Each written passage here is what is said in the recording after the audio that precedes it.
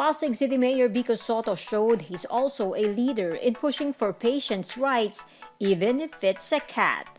Sotto went viral again after posting a seemingly innocent photo promoting free spaying and neutering for pet cats in the city.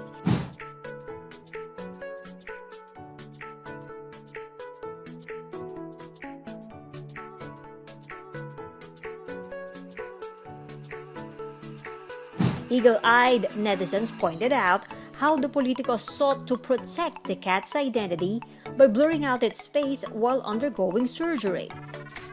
It was like how they do it for young boys undergoing circumcision.